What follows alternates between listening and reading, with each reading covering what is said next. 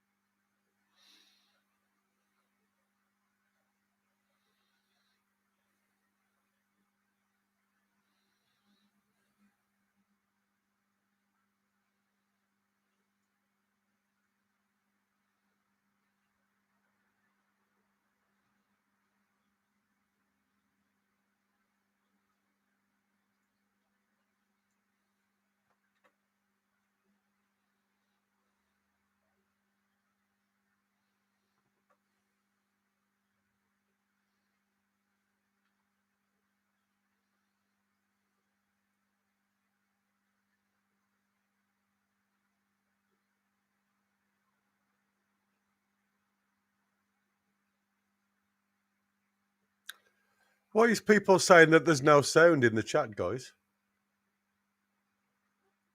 I can hear everybody, but everybody's saying in the chat that there's no sound. Hello. It's like listening to the questions that get asked. Bulky's saying there's no sound. Kevin's saying there's no there we go. sound. Do you hear? Hello. Well, now you're echoing. Now we've got an echo. Oh my gosh. Echo's gone. Chris, no sound. So I don't know what's going on there, guys. So can you hear me? That's that's interesting. Now there is sound. Says now there's sound. There we go. Anyway, so well let's just repeat that, shall we? Welcome to NUFC Talk TV, and of course, the most important thing: if you're not a member already, become a member so you can participate on the prize giveaway in just a few. After the show here on the football biased Geordie biased football show at 11:30, we're gonna give something away, and if we're happy, we might give two gifts away. So for members, so stay tuned and join that show. As for now, we got to do Eddie Howe as he is set to speak about Forest, of course, and the match on Sunday. Forest, I think they got the last 6 games is 4 losses and 2 draws, which so they are proper knackered at the moment. They're coming to St. James's Park, and that's going to be should be hunting at the zoo, but you never know. You never know. The Ducks might shoot at the shotguns for a change. You never know, man. And so stay tuned. Don't forget to smash the like button. Again, super chat right away if you feel it's in your heart to do that. And let us know what you think in the comment section down below. Good morning, everyone. Good morning, Mr. Derek and Mr. Gary. Good morning to the show. What do you guys think? Good morning. How we doing? It's a miserable day down here in Warwickshire. It is here as well. Yeah, it's a bit of a grey one. Miserable autumnal feel. Everybody's full of cold in my house. I'm sure with you and your bairn being unwell. It seems to be that time of year where kids bring home all the lovelies, all the germs and everything else from school. And it is rife, I must admit. Me and my missus this morning. And that's what it's about, man, because my son, Marco, he is literally less than 2 years. And he is the one that suffers the consequence. Everybody else brings the sickness from school. He's the one that gets it all. So right now he's miserable, poor Marco, a.k.a. Bunny Lad. So, he is – Bunny Lad is a bit knackered at the moment. But, he'll be all right. So, but anyway, but that means the parents don't get to sleep. So that's kind of a chain effect. But actually, never mind. Betsy's been snoring down there. I'm the one awake.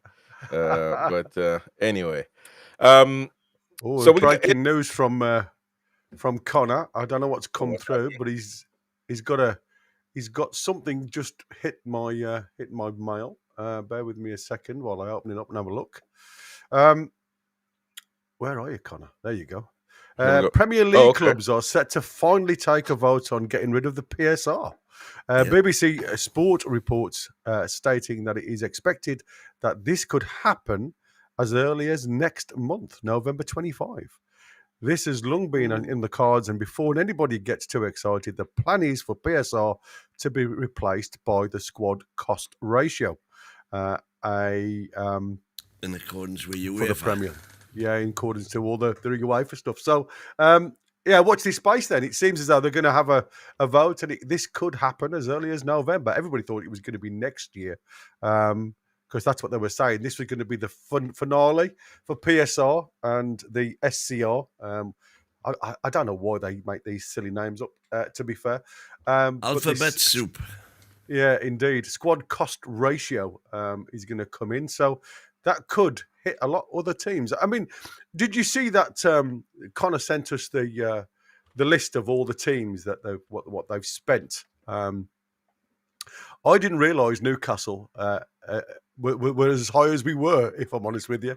It just proves since the new owners have come on board, they've certainly coughed up the money when they need to. Yeah, thanks, Rog. So it was an interesting look at that, and I was thinking, I was going to do a show sometime next week because it's the internationals. Obviously, this is the last game. So next week, I was going to look at the squad as a whole, because Sky Sports have said that Newcastle aren't a better side with the loss of Isak and the bringing in of Voltemada. Now, individual players, I agree with. Probably Voltemada isn't Isak level at the minute. But are we a better side? So watch this one. We're going to have a look at what's going on. And by the way, the qualifiers, we will have some matches live for you. We'll definitely, more than likely, have the Tonali watch along, the Voltemada watch along, etc. So stay tuned for those big matches. I don't think they're qualifiers, man. I think they're just friendlies, aren't they? We've got friendly, against Wales. Is that just friendlies then? But so there must be FIFA friendlies. But we've got a friendly for the first one. I don't know whether the second one is a World Cup qualifier. Yeah, I'm pretty sure their qualifiers coming up though. So yeah, I mean for everybody else it will be. Yeah. Anyway, so we're gonna have that. So stay tuned, and of course, if it comes about the Premier League on Saturday, don't forget we got a doubleheader, which is going to be the Mackems versus Manchester United at Old Trafford, as well as Arsenal West Ham on RCM Football YouTube and on the website on the audio side of things on the website. We'll have the commentary for that. So Premier League also on this channel. So stay tuned and subscribe to RCM Football on YouTube as well. Links below in the description. If you want to know all of our content, please do that. And anyway, Eddie Howe should be coming up at any moment given time now. Probably about 9 minutes away from the presser. We're going to play Newcastle United. We're going to play against Nottingham Forest. My only issue with that is that eventually Forest has to get out of the slump. Eventually they have to win. Eventually they have to get a point. And you would assume at some point they're going to click. Now, they're coming. They would be looking at it from the standpoint, we're going away to St. James's Park. It's not going to be easy. Probably going to lose another game. And that's probably what everybody thinks is going to happen. However, first of all, Forest hasn't been easy at St. James's Park as of late, under more than anything Nuno Espirito. But even now, could be easier. But still, I don't know. And we need 3 points. There's no doubt about it. I don't care about a draw. Not, you're going to get people like Wynn saying that sugarcoat it and say, I draw it against Forest, who finished in Europe at St. James's Park. It's always a good point in the Premier League. All of that rubbish. But we need to win. And You say I expect and I'm entitled. Well, in this weekend, I am entitled. I expect Suma. I expect Newcastle United to get 3 points, and if we don't, alarm bells will be ringing. With all due respect, but I mean, am I wrong? No, I No. agree with you. I've said we definitely have to get 3 points this weekend. I think don't it's think there's any doubt about that. If we want to get the season kicked off, it's got to start sooner rather than later. Otherwise, we're just going to be too far behind. it's who we are, mate. It's who we are. Goodness. I think what you've Sacked got though, in the morning, they were singing last night. that's exactly what they were singing last night, and it's really weird, isn't it? Because we not long ago we were all in the same mentality. It was very much there was your show, you and Wynn did a show regarding who sits on what side of the fence, because there's a lot of people, and me included, had to question some of the decisions made at the Arsenal game, because it was like I said yesterday to the mighty, it wasn't the fact that we lost to Arsenal. It was the way we lost to Arsenal. I think that was Exactly, and that was the highlight of the show last night, which was a great show with Marin, the first timer. I thought that was spot on, and that's what some of the people on the left wing of Newcastle fan base, the happy clappers, the soft bunch. That's the left wing, is it? That's the left. the That's lefties. you guys are the liberals. That's one thing I've never ever been accused of, being a left. You guys are the liberals. I am somewhat to the right of Attila the Hun. But the thing is that you guys don't seem to understand. It's the way we approach Barcelona. It's not about losing in itself, but you still have to see what happened on the pitch.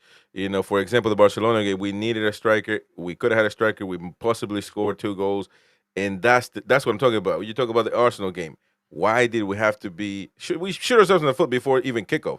That is the main point right there that some people miss. And I keep thinking there's nothing against Dan Burn, but playing as a left back, it's a liability. Now, I was understanding of as more as you guys talked about it, and because the way Marin and the way Gary talked about it, and even Bulky saying he doesn't blame Burn, it's about the manager making that decision. It made me understand that it's it could be a decision that's understandable, but as long as we have the principle that he's not a left back, that he's not going to be good at it, that he's going to get skinned left and right, and I don't want to hear this. Lewis Hall gets skinned too, so any left back gets skinned. Burn is not a left back. It's not a left back. So as long as we come to that understanding, then I would. But then you start going to some people, some of the liberals of the NUFC fan base, talking about Burn is this unbelievable left back, and he never gets skinned, and he was 8 man of the match here, man of the match. That nonsense needs to stop. That rhetoric needs to stop. And so, as long as we come to understand that he's not a left back and he shouldn't be there, fine. Maybe you guys are right, and Lewis Hall is not 100%. Maybe, but you still got 2 other options. I don't think there's any maybe. It was eyesight on Wednesday. Yeah, but the thing is, USG weren't good. We didn't attack on the left side at all. The only reason why Gordon scored was because he got 2 penalties, and he put his ego first before Walter Mata, the one that actually needs to be scoring. So we never attacked on the left, and USG weren't up to par. Plain and simple. We were lied to by Steve and everybody else out there watching 20,000 leagues. We were lied to. At least on this particular game, USG was not good. So we'll see. Because every time we played against a top team, it doesn't work. It doesn't work. Shout out to everybody in the chat, by the way, on the YouTube chat of things. So welcome to the channel. Don't forget to smash the like button.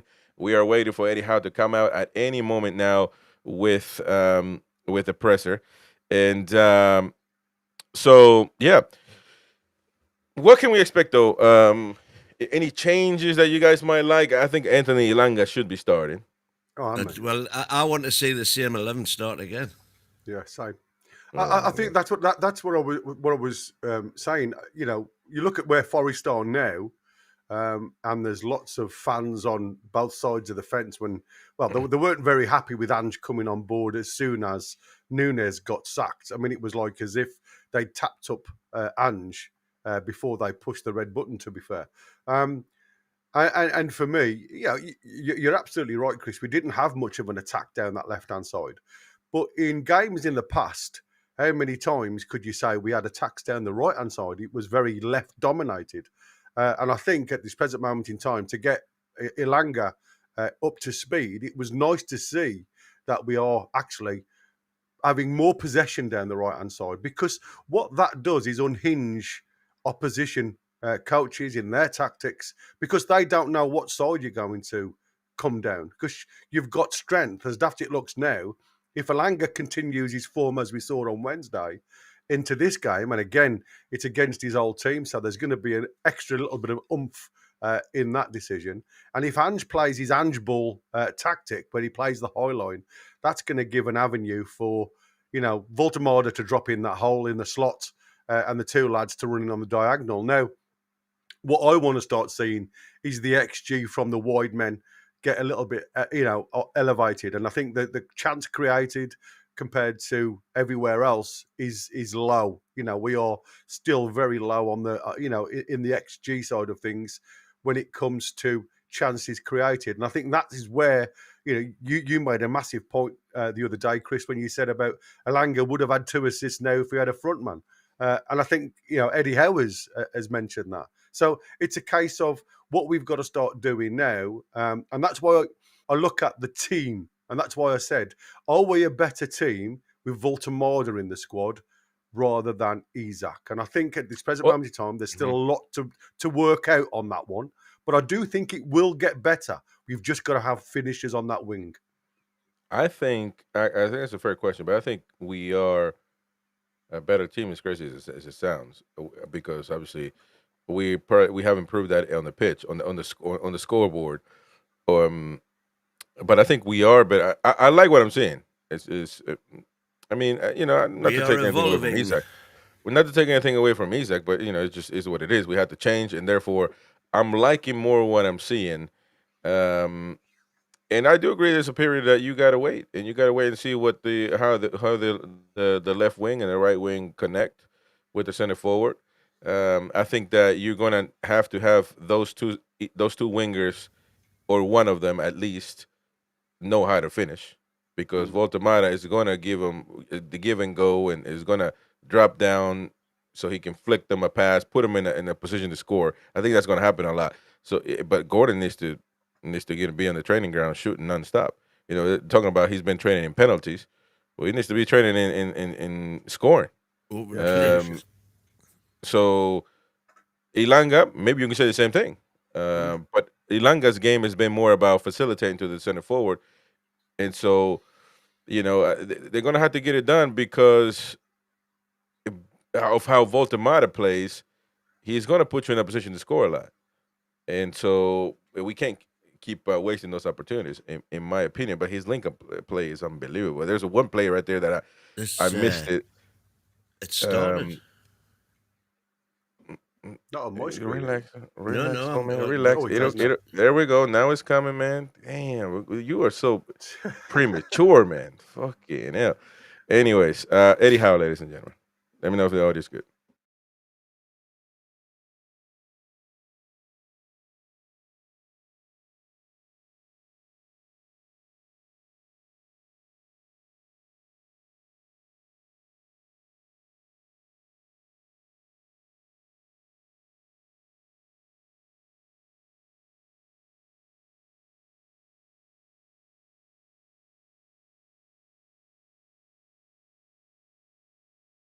We'll add Sundays on, so if you have any questions to hold back, please do. We'll go to Razor first. Thank you.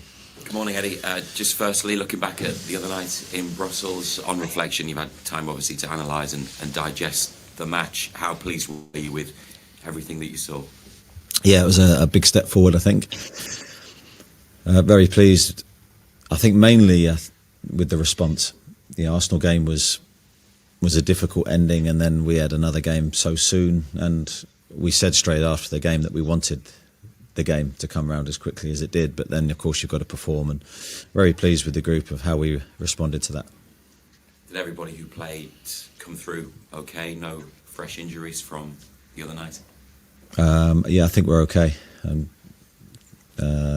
Thinking off the top of my head, I don't think there's any fresh injuries. Do you have any more information about Tino Livramento and the knee injury that he sustained against Arsenal? Yeah, so he went to see a specialist a couple of days ago, and because the scan initially looked better than we maybe initially thought it was, and the specialist confirmed that it's an 8-week injury, roughly. So a blow to lose him for those 8 weeks, because with our schedule at the moment that means a lot of games. But what it could have been, I think it's very good news. Is it a knee ligament injury, even though it's not the ACL? Yeah, it is. It's a ligament injury, and that's why it will take the time that it will to recover. He's already had a couple of injections in the ligament to strengthen it up. But whenever a player stretch it off, and in the pain that he was in, you fear, maybe months. So it's good news for Tino. That's only weeks. This weekend you play Nottingham Forest, the club that you signed Anthony Elanga from in the summer, and he was named man of the match in the Champions League the other night after playing a significant role in your victory.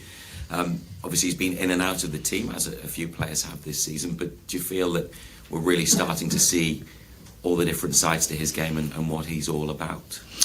I think so. I think it's been there whenever he's played this season. I think he's had a number of big contributions. I think if you look back through all the games, he's had a number of moments that could have dictated the game. Very good crosser of the ball, whether that's early or whether that's working towards the byline. I think he's a productive player. Certainly playing with good confidence and good rhythm.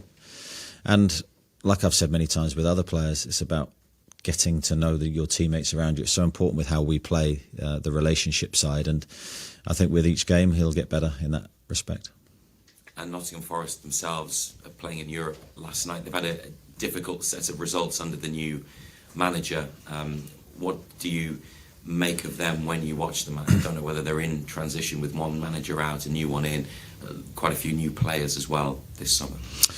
Yeah, a very strong group of players. I mean, I think a slight change in style, which is interesting always to see from the outside. I think definitely more possession-based, quite free in their movements, a lot of rotations in the attacking areas. I think, as always with any football match, you look at the games and you think that could have gone either way. So I think they're very strong, and I think they've got a good balance to their squad. Ange is an outstanding manager with a really good track record. So we know this game's a pivotal one for us going into the international break. We know that our Premier League form is crucial to us.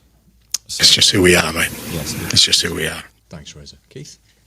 Eddie, you mentioned Ange there, and I don't know if you saw the game last night, but a section of the Forest fans, his own fans, towards the end singing "You're getting sacked in the morning after just 23 days in charge. Who would be a football manager?" Yeah, well, it's. I think we all know when we go into the job the fragility of it. Really, it's no amount of success previously can take you out of that firing line. We're all in it. We're all subjected to the same forces we're dictated to by results. But I think in any moment, whether it's good or bad, you've just got to be yourself, which Ange very much is, and I try to follow suit and just be myself and do the job to the best of my ability. You spoke there about Tino and his injury. How crucial is it that you've got someone like Kieran Trippier there to come in and take his place with his experience and know-how at this crucial stage? Yes, well, that's the beauty of the squad, the strength of the squad that we have, hopefully this year, which will make a difference for us. We've got some real depth in the defensive areas of the squad this year, and we're going to need that with the competitions and the games that we have. So yes, with Tino's injury is a big blow for us because of his versatility, his athleticism, his quality.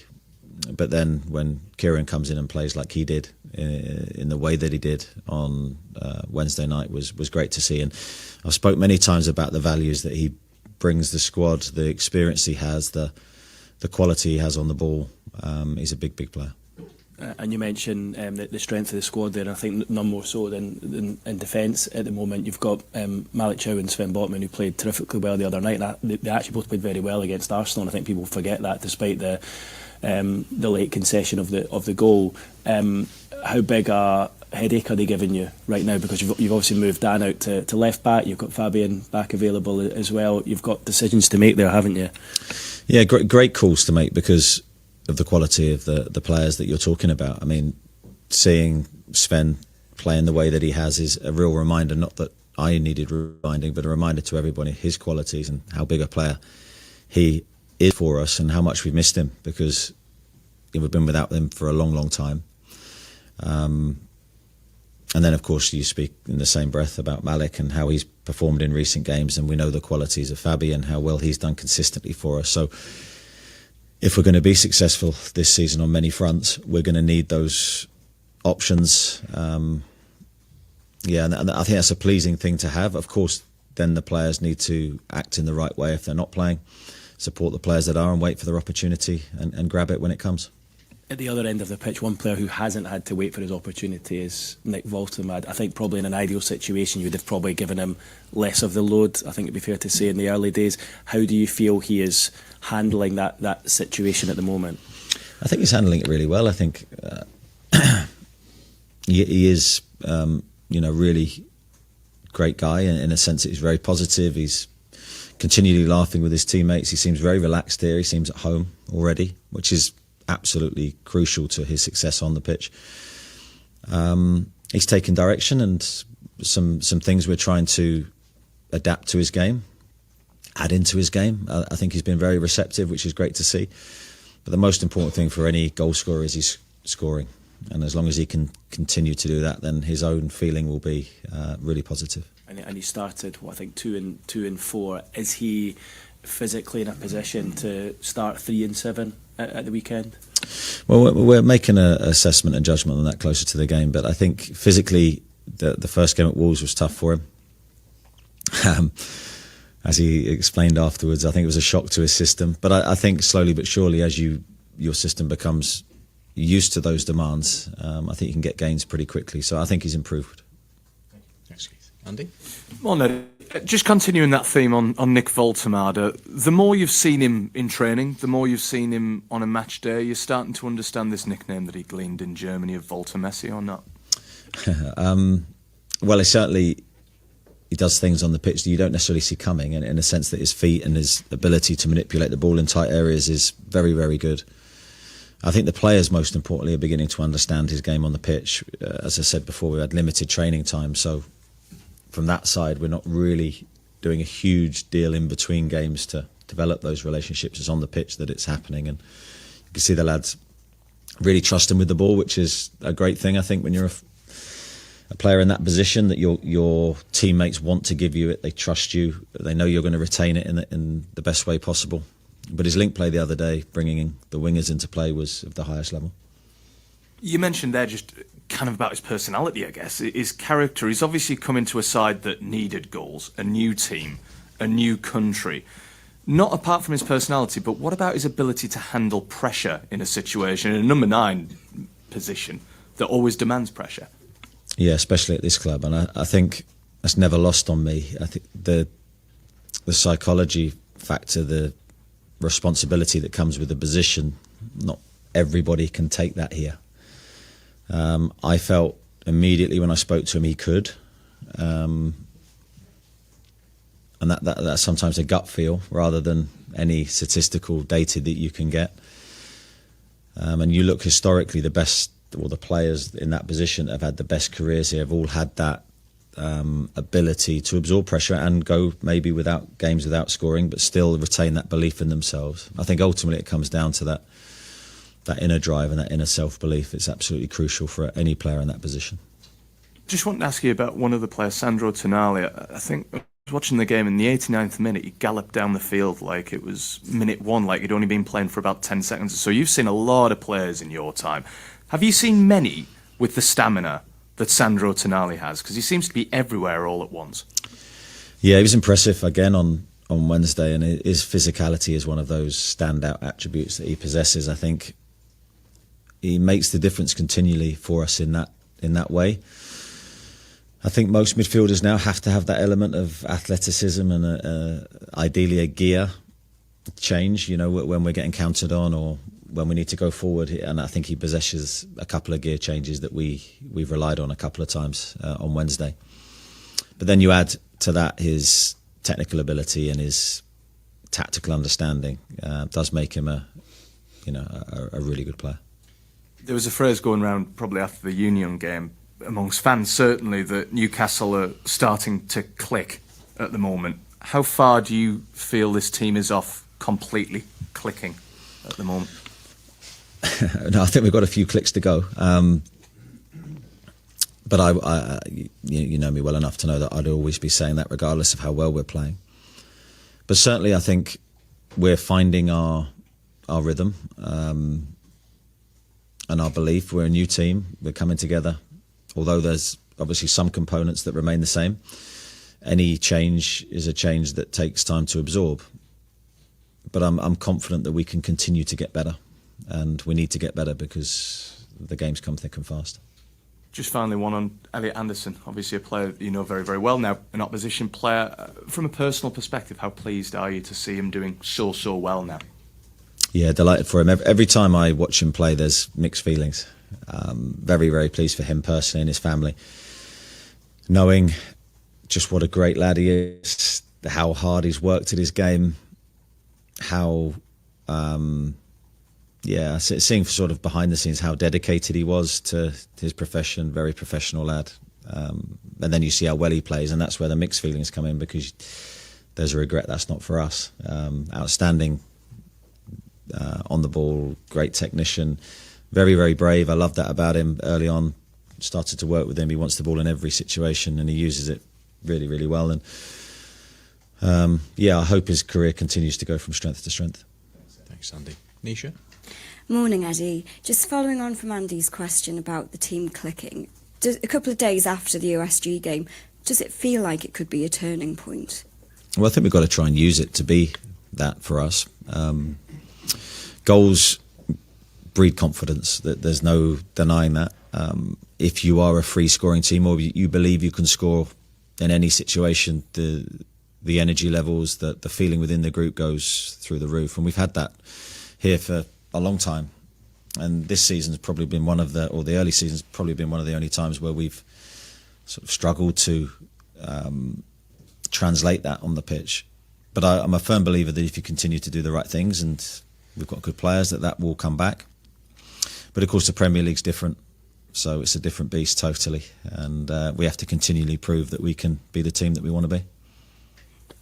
Football clubs now, you have so many analysts and you have all the data and everything, but in Anthony Elanga, you've got a player who was very recently at the team you were about to play. Do you tap into, his knowledge about their players particularly, or his ideas? I think with a new manager there now, I think it becomes, I wouldn't say redundant, but I think I'll just let Anthony play and we'll do the analysis. I think leave him free. I've done that historically. I've always asked players about different situations because you can glean information that might be able to help you. But yeah, he's got a big enough job to do to focus on his own game. And just finally, we saw the return of Fabian Schär and Lewis Hall. How are they getting on with their returns? Yeah, I think Fabi has been good. Of course, concussion protocols we respect and we understand, and so he was given a strict protocol to follow, and he did, and now he's back fit. He looks good. Lewis has been slightly more complex, just trying to get him to feel totally comfortable within his body again. I think he's on the right path and he's doing well, but we have to continue to make sure that we monitor his load. Thank you. Thanks, broadcasters. We'll go to Damien, George and Luke, please. Hi, Eddie. You talked earlier about the fragility of management. Do you still feel that here, even with what you've achieved over the last 4 years? It's never gone away from me, the fragility of the profession that I'm in, because partly I think that's healthy for me, though, because it drives me to work as hard as I do, because I want to stay in. the job that I'm doing, and I want to be successful at it. So, you know that I'm a believer, and I was the same in my playing career.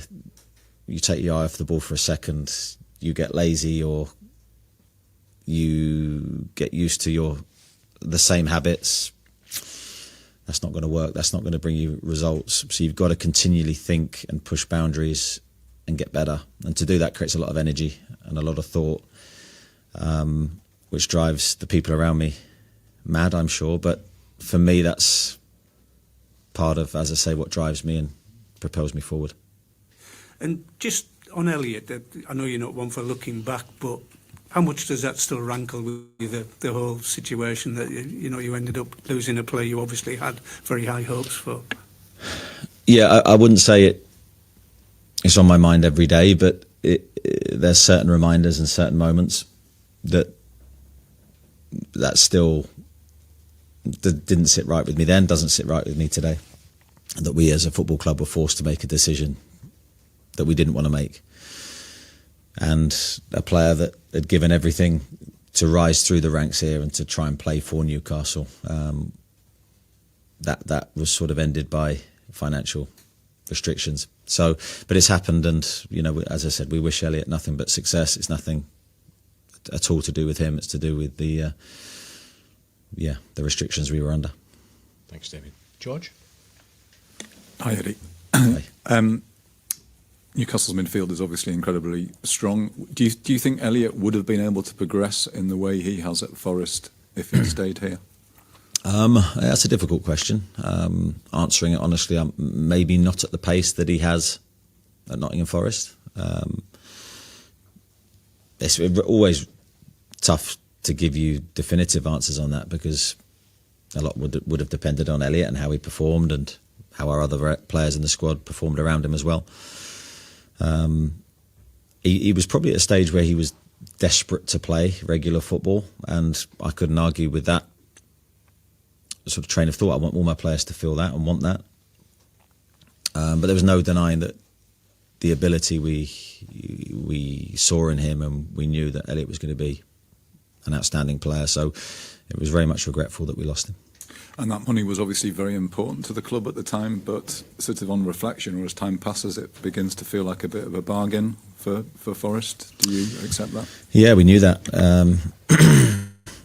We knew that the minute it was going to happen, or likely to happen, that we were massively selling him at a big discount. But the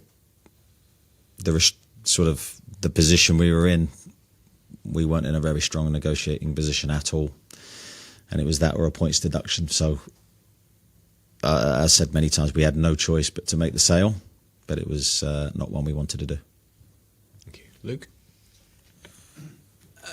Do you think Elliot Anderson could come back to Newcastle United one day? You could say the same about any player. I don't know. Certainly from my perspective, I've love him too, but I'm very respectful of the fact he's at another football club, and I'd never normally talk about another player in that way. So, I won't change sort of that stance. But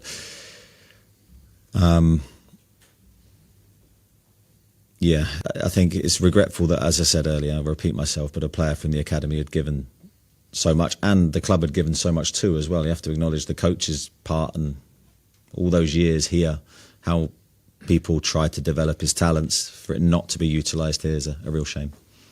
Just a slight change of tack. What's happened with Joe Willock? He's not come off the bench. I think it's the last 3 games. He looked a bit disconsolate after the game. I don't know whether you noticed, but he looked a bit down as he walked off the pitch. What does he need to do to sort of get back into the team and sort of reignite his career here, really? Yeah, it'd be the same of any player in his position. He needs to train well, fundamentally. Whenever a player's not playing as much as they want, they still have a window to impress me every day. And then, of course, when they play, when they get on the pitch, they've got to perform. They've got to grab every opportunity that comes their way to then get more minutes. Thank you. Okay, we'll go to Lee, Craig, and then to Charlie, please. Lee? Eddie, on Damien's question when he was talking about the fragility of the job, at Newcastle here, this season you lost to Liverpool and Barcelona, but you still went off to pretty much a standing ovation going around the pitch. Fans were chanting your name as well. How does that make you feel when you do see what happens at other football clubs? Yeah, it's never lost on me that the response to disappointing results is fundamentally important, not just for me, but for everyone else. So from my side, as much as the defeats pain me, and it's the worst pain a football manager can feel, I think, it's a case of trying to thank everybody that's come to support us, and trying to put the defeat into context. And then all I ever ask is that the supporters give the players every ounce of backing they can while the game's going on. And then, of course, after the game, in my feeling that the supporters are free to express themselves how they wish. Now, if that's in a positive way, that's so gratefully received, because that keeps us together. And that keeps the feeling then for the players who enter the pitch the next week free just to think about football and nothing else, with no distractions. So it is greatly received and appreciated, but never taken for granted, because I know that we're in a results business ultimately. Obviously, you've got a long-term sort of commitment here. You had the England sort of stuff last summer. There was a big discussion on the radio about Manchester United as well yesterday, with your name involved in it. Obviously, you're not going to comment on that, but can you just talk about the long-term commitment here and what you're building, and hopefully it can go on and be something for a long, long time? Yeah, my commitment here is I'm all in. I'm 100% here. I always have been. My family is still here. We're fighting every day to try and make a success of what we're doing. And the season ahead could be a wonderful thing. And that's really what I want to focus on, is trying to make a success of the games we have coming up. Thank you. Greg? Morning, Eddie. Morning. Just one more on Elliot, and just as a coach, what is he? Is he a 6? Is he an 8? Is he a 10? You sometimes used him out wide. Sort of analyse his best use of his role. He played in Serbia this month for England. Was outstanding, and he almost covered every position. What do you see him as? I see him as all of those things, really. I think it's very difficult to define one position for him, and it's not many players I can say that about. I think he's got unique strengths. So he's very good deeper, which we didn't really utilise him in that role because we played with one player deeper, but with Nottingham Forest he's played with 2, and with England he's played with 2, and he's done that really, really well. Definitely can see him playing higher up the pitch as well, as an 8 or as 10. He's very good in central areas, but also very good wide. He was really good for us playing wide left. So yeah, very, very talented player technically. I mean, can do anything he wants with the ball, and those players are very precious. You've spoken a lot about rotation in the last couple of weeks, and it's been evidenced by your team selection. Is there a temptation for this one, given the 2-week break is after it, just to go again with the same 11, given the feel-good coming out of Wednesday? There's a temptation to do lots of things. Yeah, let's see what I pick. Thanks, Craig. Go to Charlie, then to Dominic and Martin, please. Morning, Eddie. Just following on from Lee's question. Tuesday will mark 4 years since the takeover. I'm just wondering how you reflect on what's been a pretty wild ride for you and your team. Yeah, I remember seeing pictures of the takeover happening from afar and thinking that was a really special moment for the club. Didn't know that I'd be involved in it in any way at that stage, but of course time passes so quickly. But also, while saying time passes quickly, we've been involved in an incredible journey, as you say. The last few years has been an amazing time, and look back with such fond memories. But of course, now my desire is to try and create more. And with there being further talk of stadiums and training grounds and more investment, if I could ask you to look into your crystal ball and predict where Newcastle's going to be in 4 years' time, could you do that for us? I can try, and it's blank, so I can't tell. I'm not good at looking at into any crystal balls. All I can do is, try and focus on day by day, trying to get better. Thanks, Charlie. Dominic? Morning, Eddie. Touched on managing Lewis Hall's load earlier, and given Sunday is your only game for the next 2 weeks, is he fit enough and available to start against Nottingham Forest on Sunday? Yeah, I'd say he'd be available. But Lou's had just a couple of little things in his body where he's not felt 100% right. So we've got to try and get him back where he's robust enough to just, as he was before his injury, he was playing regularly, and he looked physically great at that moment. But sometimes we forget how young he is, and there is a thought that we have to look after him, and he will get to that stage where he's able to play fluently again, and I'm sure take the load, no problem. Even with the game schedule we have, I see a time when he can be playing all the games that he wants to play. Of course, a couple of things on that. He has to play well. But I think at this moment, we just got to look after him a little bit. And is Dan Burn at left back almost an emergency solution to that, or is that something we should get used to moving forward? Who knows? I think Dan's done it historically, and he's done it very well. I think he's done it well the last 2 games. Been very pleased with him, because it's not an easy transition to make. But of course, when we utilise him there, he doesn't play as an out-and-out left back. People will label him as that, but we're much more fluid than that. Thanks, Dom. Go to Martin, then Sean, please. Morning, Eddie. Can you hear me okay? I've got you. my instincts are telling me to keep this really, really simple.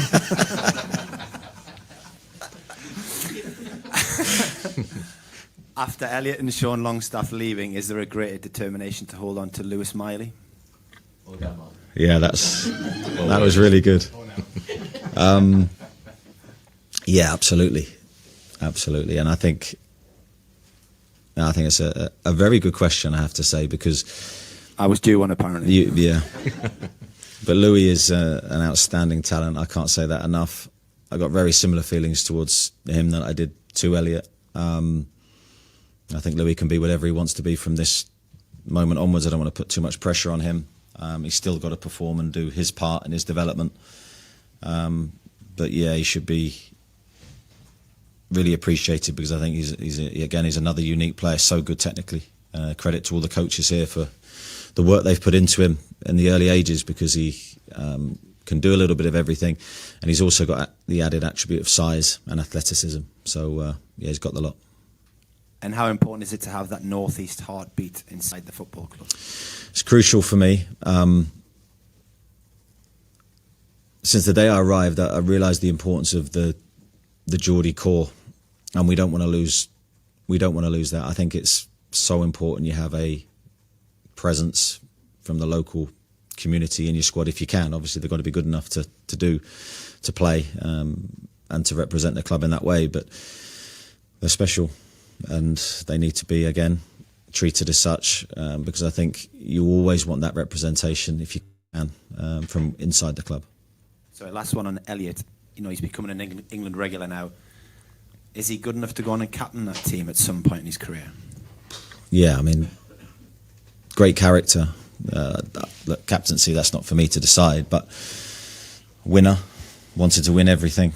Very, very passionate, and a really good pro, which, you know, great combinations for him. Thanks, Martin. Sean?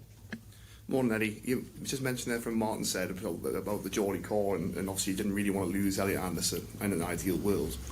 Jamie Carragher was awarded the One Club Man trophy from Athletic Bilbao recently. Is there a fear that that era of the One Club Man sort of coming to an end, and academy players are sort of being bred for pure profit rather than representing the boyhood clubs for the rest of the career?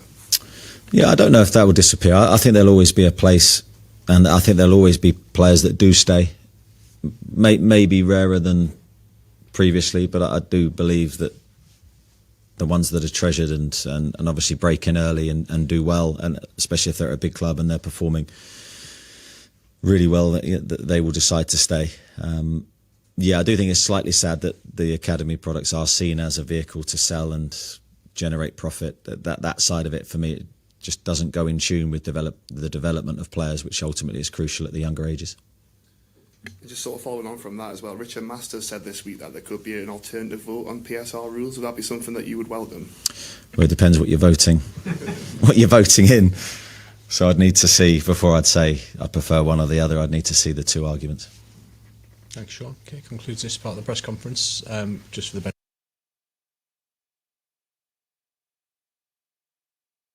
All right.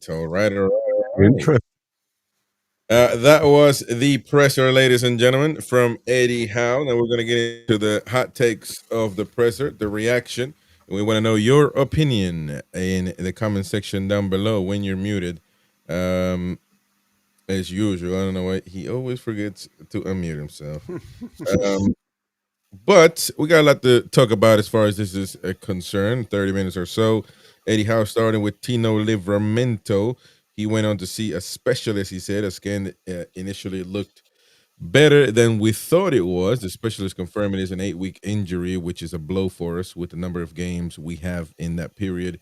So it's a ligament injury, and it will take time to recover. So eight week, and that takes us 2 months basically. So yes, we're going on to December with this particular injury. Is I think I told you guys because I read it on X. Thank you, Jim Bob, for gifting the membership. Appreciate it, mate. And it went to DA, who seems to be an Arsenal fan. We will be giving away something for members at 11:30 for the Jordy Bias football show. So come back at 11:30 for that. If you remember, especially we'll be giving up something for you, maybe 2 things, but definitely one guarantee is of now. Thank you, Jim Bob, and D is in the draw.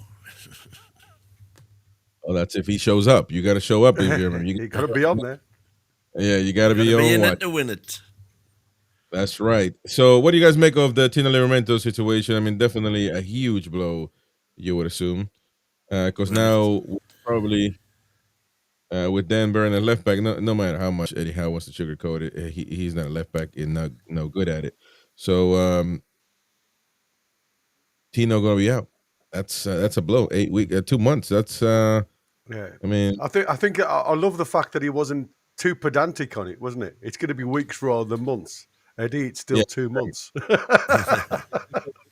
like saying your kid is 24 months. No, it's 2 years, man. 2 years old. Exactly. Yeah, exactly. Well done, Hells. Hells is just gifted as well. Oh, thank you very much, Hells. Who's hard? And it's gifted a membership, and that's going to Family Fun Flat with Jess. There you go. Listen, seems to be a YouTube channel, maybe. So whatever it is, check it out. Anyway, thank you very much, Jess, and enjoy the draw at 11:30. Thank you, Hells.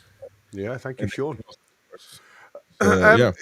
When we said straight away, the one thing that was confusing for me was the fact that, according to some, it was done in the air. The contact was made in the air where the damage was caused, and I couldn't work that one out from in my head, if I'm honest with you.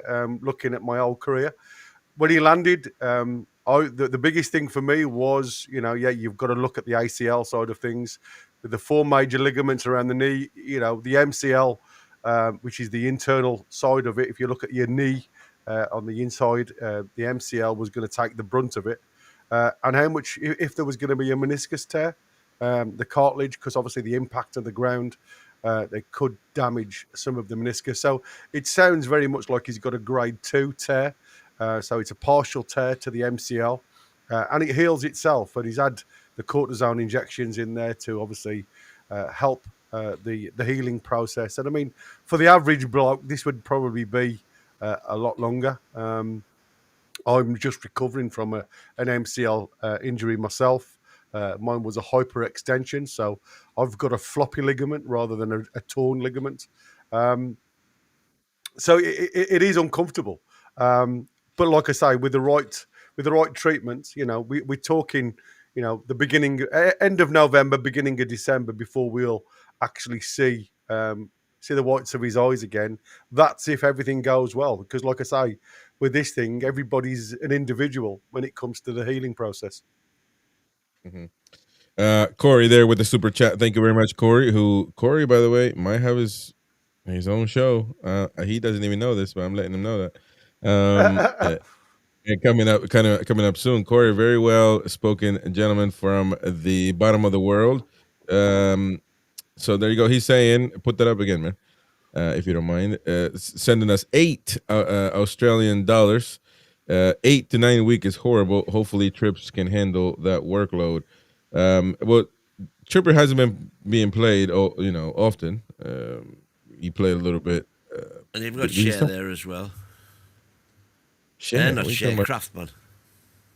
And you got Kraft there, of course. And so you start, but I think Tripper can play a left back. He can do that if needed. But listen, I'm just telling people to save their liver enzymes and let you know, get used to it. Dan Burn will be left back for this team moving forward.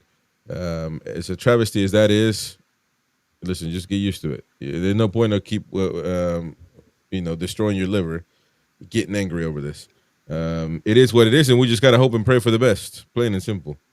See, this is what drives me insane. According to the report, and again, I don't know how true it is, but Kraft is carrying a slight knock, and yet he's sitting on the bench. And we've got the likes of Shahar, who's playing well. He's doing a decent job. I mean, they're not getting the results, but him individually playing under 21s and obviously at international level at his age group, he's performing well. So for me, I can't understand why Eddie, if these lads are carrying knocks, continues to put them on the bench with the knowledge that they're actually not even going to grace the grass. Because as you saw, we had Malik Chow over on the right-hand side when we made changes. Even though Kraft was there, a natural position at right back, Eddie decided to take a player away from his natural position and throw him on the right side. So there's obviously issues regarding slight injuries to other players in the squad. Well, the Kraft, I think Chris Wolf on a Q&A did mention that there's a rumor that Kraft is recovering from something. But Eddie Howe has done that anyway. I mean, he's put players where they don't belong many times. Gordon, one clear example. He has these people that he trusts no matter what, and it's a ride or die type thing. So it's kind of how he rolls. I don't know if it's sustainable, quite honestly. The only game that we can say, what happened to this Ashby kid? You play him in the preseason and then you never see him again. Yeah, he's out on loan, isn't he? Well, the one game he played in pre-season was he played in midfield. So he's not on loan though. The tattooed guy with the mullet type hairstyle, he's not on loan. He's still on the team. I think that's his name, Ashby. Harrison Ashby. I think Ashby. Sleeve tattoos. And so, but there is no trust with anybody else. That's why I kind of listen. It seems like I'm negative, and that could be the sentiment. That's fine. Well done, my thought process. We're gonna get Queenie unbelievable. Gifted five. Absolute star. Thank you very much. Mary, indeed. you're an absolutely beautiful girl. They're going to Lord Rodney Trotter, Ched Lai, Mr. Jaffa, Noel Lee, and Les Stapleton. Long time no see. So congrats to all of you. And, of course, please consider renewing your membership when it's up. And all of you will be able to get something after at 11:30 UK today for the Geordie biased football show. So stay tuned for that one. But I lost my train of thought there for a second, which doesn't happen much often. But what was I saying? About trusting with the players and. Oh yeah, so anyhow, that's what I kind of chuckle when he says, the Geordies, it's cinch apart and they need to be. But that's just, Lewis Miley's on the bench. It's not like the only Geordie he trusts full-heartedly has been Byrne and Longstaff, and you can kind of tell how that's going. Very well. As far as the Geordie, all of that stuff, at the end of the day, he has his players, he has his favorites, and they play no matter what.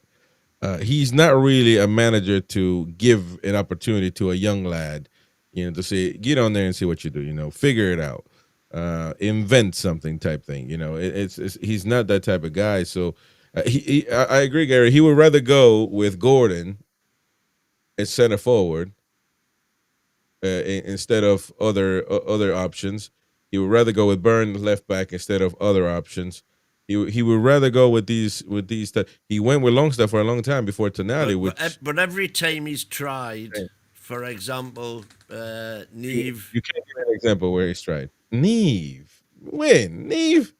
When I feel better than Neve. When he's come on, he's done nothing. First of all, he's came on probably one time in the last 20 years. And yeah, but that's the point. If I'm not talking about when me, you get but the opportunity, if you don't seize it, and then talking everything about- returns to normal, you're not pushing your case. I'm talking yeah, about. but we're not talking about continuity of games here. I mean, we criticise. We've looked at Harvey Barnes and we said the lad needs a run of games before you'll see the quality of him, and he's still yet to produce this quality. He got the run of games and didn't produce it. Didn't produce it. So for me, with the young ones, not only are you've got to fledge them into the system. Because stepping up from what they're playing at the moment into the Premier League is a massive jolt mentally, never mind physically. And what for me, what I started to look at, and you've only got to listen to what Eddie Howe has just mentioned about Elliot Anderson. Would Elliot Anderson have had the career that he's had so far at Nottingham Forest if he'd have stayed at Newcastle? No, he wouldn't, because Eddie wouldn't have played him. And I think that is the problem with Eddie Howe. He doesn't look at the value or quality of youth because he thinks they're not physically strong enough or mentally strong enough. He might feel the pressure that I have to win no matter what. I'm a numpty, but some managers like Klopp, for example, have won the Carabao Cup with youth. So last season, no, the season before actually. So that just tells you that it is what you're a manager. You're gonna get these guys sorted. Thank you, Corey, for becoming a member. Thank you, appreciate it, mate. Thank you very much indeed. And he'll be on the show in a few minutes. So he'll able to get it to get a prize. But listen, that's what's gonna happen. Burn left back, you better believe it. It's not gonna change. So save your spleen. On Ilanga's performance, he had a number of big contributions. He's very good crosser of the ball, whether that is early or working towards the byline. He is a productive player, playing with confidence and good rhythm. He will get better with each game. I think Ilanga is proven, and it kind of been saying this for a while now, to the Murphy brigade. But he needs to be the one. He needs to be the one. He breaks the mold. And you kind of need that. You need somebody that doesn't do the same thing over and over and over and over again. You need that player that can break the mold, that can break the lines, that's fast. And listen, he's been criticized with his crosses and finishing, but he will get there, I think, because he's done it at Forest. So that's again, you need to run of games. You need to know who needs rotating and who doesn't. Right, some players can just play. I think Ilanga can just play. Tonali, for example, it seems like he can never get hurt.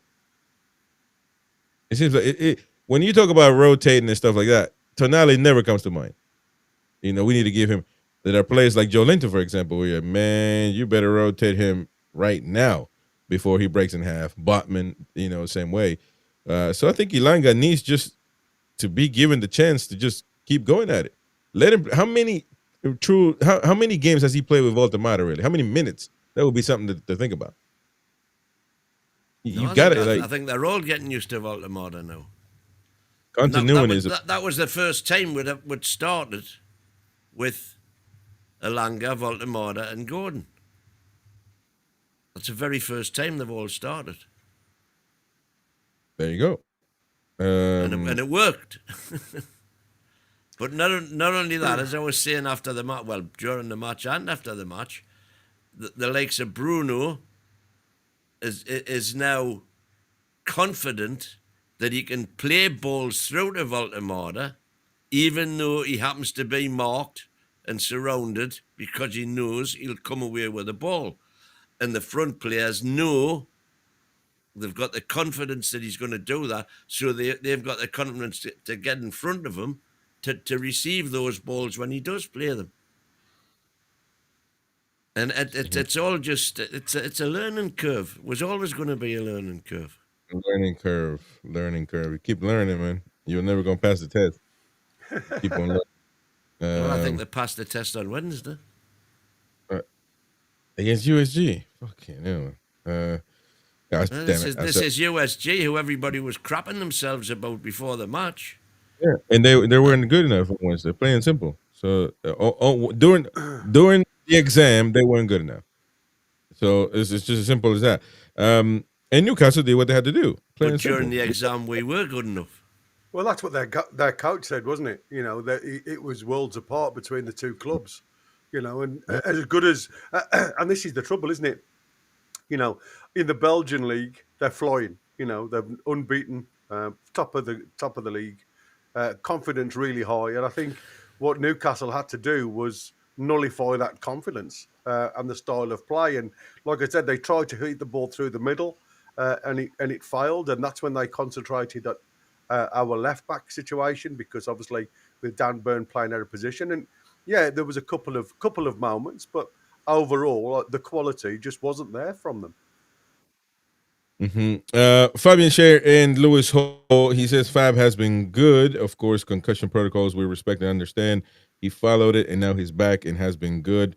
Lewis has been more complex, just trying to get him to feel totally confident within his body again. He is doing well, but we need to make sure we monitor his progress. So, you know, I mean, Lewis Hall's not going to start anytime soon. And you know that could be the right call. No, needs to come on, you know, on the hour or whatever. Get those minutes back into his legs, build his fitness up properly. Yeah, just going back on Harrison Ashby. The reasons why I question whether he was on loan is because some of the under-21s that I've been watching, he's not been involved with it. And I've just looked in the 6 games that the under-21s have played, he can't even get into that side. So there's certainly an issue with what's happening with him. I think he's played twice in 6 games. For example, man, it's mind-boggling the preseasons with Newcastle United, because you see like the Sue Park is his name, and you think he's got an injury. Right? He didn't. When did he get an injury? Apparently, he got an injury in his first game for the under-21s. But he didn't say anything, and he's been carried it. And apparently, he's again. I haven't really watched too much of the under-21s as of yet. But according to what everybody was saying, his performances were dropping off or tailing off quite a lot, and that's because he was carrying this knock. And apparently, he held his hand up and spoke to somebody and said, I feel a little bit tenderness when I'm playing, and it's stunting what I want to do. But obviously, he doesn't speak very good English, so that's come through an interpreter, I would imagine. So again, you know, is this the problem now? We're getting these youngsters that I was like you. I was very excited to see Sue Park in the pre-season games, and I thought he was a breath of fresh air in some of them. To be fair. He was the only high point of the whole lot, wasn't he? Yeah. That's what I want. My question is, on the games that everybody saw, he was decent. Yeah. He was decent. So he never gets a chance in the first team. Not even when we're winning 20-0. We actually haven't. We one game that we against USG. But the point is, he's never even thought of. This Ashby kid, he played in the preseason. Doesn't even get an opportunity whatsoever. And I think that either you can say he's not ready then. So that means he can't play. He didn't prove that they were ready in the preseason. So they don't get, okay, fine. Although the Sioux kid seemed to be all right. Well, what did he do that you know, so no, they're saying he's injured. Yeah, man, but he just got injured, man. You know, he hasn't been a part of the whole season whatsoever. So listen to what Gary's just told you. No, but he was on the bench, wasn't he? On the first couple of games, he was on the bench and never obviously got an appearance. Even though, you know, the left-hand side, we had Gordon suspended. Harvey Barnes wasn't playing very well. And yet you've got Sue Park, who never even got a minute. That's the point. Never even sniff. You never even get a hint that they don't even warm up, I don't think. When everyone says, hey, everybody go warm up, he's just sitting there, watching, I don't know, on Netflix and on the bench. So that's my point, man. These kids don't get an opportunity, but people might have the thought of that they're not ready. That our academy is not good, and but he's not even an academy player. So it's just mind-boggling that Newcastle United, when nobody is available in the world to play, we can't even look at our academy. Are they that bad? I refuse to believe that we are that bad to where they can't even get a few minutes to see. I've But got to maybe give they a are. shout out first, Chris, because I've got Mittens in the chat. He obviously knows his geography. Yeah, I was born in Monkston, but I've been brought up in Warsaw, mate. Yeah, you're right. There you go. There you go, man. Finally, one I got it right. Actually, Yeah, so somebody who's got the geography right. Don't call me a brummie. Quality. So Steve says he's not good enough playing simple. End of story. Okay, that's the end of the story. Then we live in the communist world, so that's the end of the story. We should just move on. Nick Voltemata. He said his ability to take balls in tight areas is very good. His teammates, most importantly, have begun to understand his game. They really trust him with the ball. He's really a great guy. Very positive. He's continually laughing with teammates. He seems at home already, which is absolutely crucial for his success on the pitch. He went on and on about him, though. And I think Nick Voltemata is the key for Newcastle United. I think Nick Voltemata is going to be a big problem in the Premier League. People just don't see it yet, but I think he's going to be one of the best strikers in the world, man. You better believe it. I'm telling you. I couldn't have told you that before. But I'm telling you now, Nick Voltemata is you have never hyperbole. I'm telling you. Well, we'll see who's right. No middle ground. No middle. Fantastic or shit. Nothing in between. No, not whatsoever. Not whatsoever. Gonna be the best or the worst. I said one of the best. I said one of the best. It's plain and simple, really. But I think he's going to be one of the best center forwards in the world. And no, there's not a center forward that does what he does ever. Think about it. What center forward slapping a bird's bottom? It's too early for stuff like that, lad. Yeah. Actually, you went a hurricane. This is a hurricane reincarnated. So I said nobody's never done it. But I think this guy will be more prolific. But that's just a gamble anyway. But I think he is just like Hurricane. But I think he's got better. Harry Kane-esque, isn't he, with some of his movement and everything else? And like I say, the one thing that I see in Voltemata is his technicality. As much as Harry Kane will drop in deep and he'll pick the ball up and play the simple ball, what I see from Voltemata as of yet is a lad who's just come into a new team, but got the confidence and the technical ability and know-how how to retain the ball in really tight positions. And I'm not going to the Blue Oyster Bar. And then create as well. So still got the vision and the capacity. And he's still learning what Newcastle and how Newcastle play with Eddie Howe's style. And that is the same with Elanga. These guys have still got to understand where the ball needs to be played and the zones that the ball needs to be played in to get the most out of the players playing around Voltemata.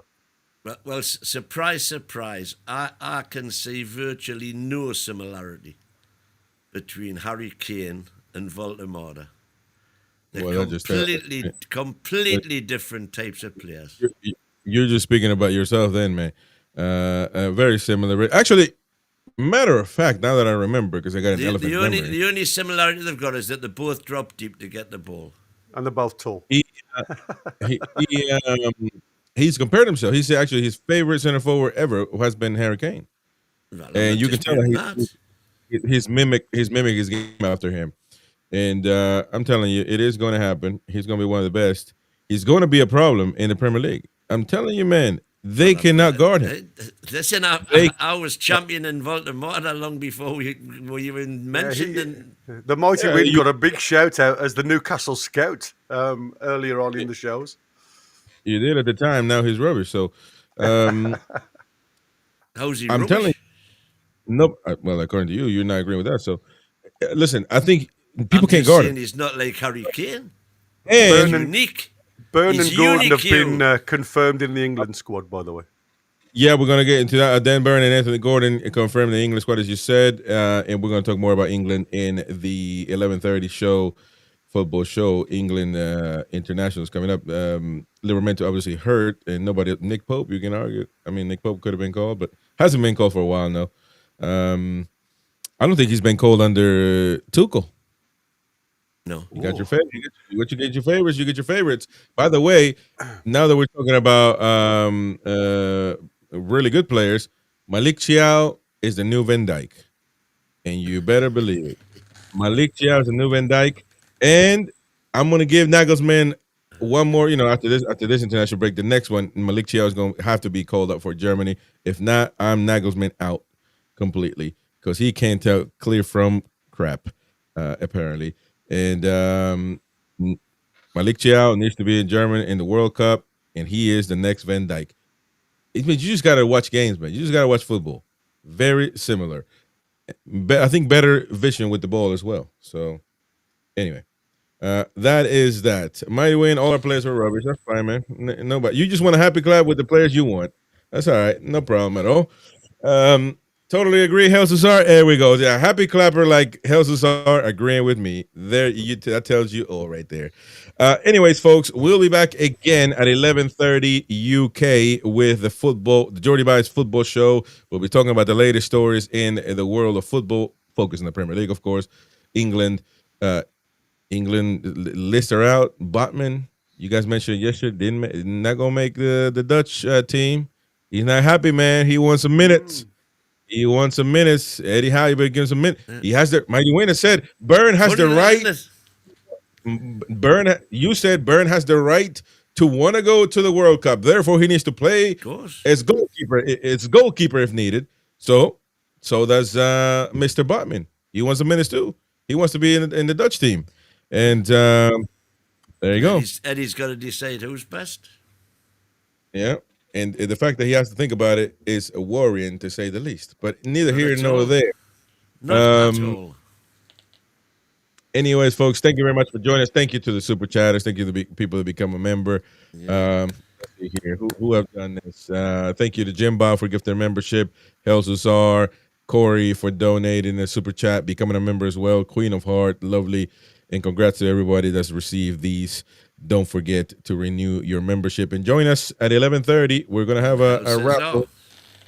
So there you go, and that will be member only chat, so nobody can cheat. Anyway, folks, thank you very much, all of you. We will see you all on the next one. Take care.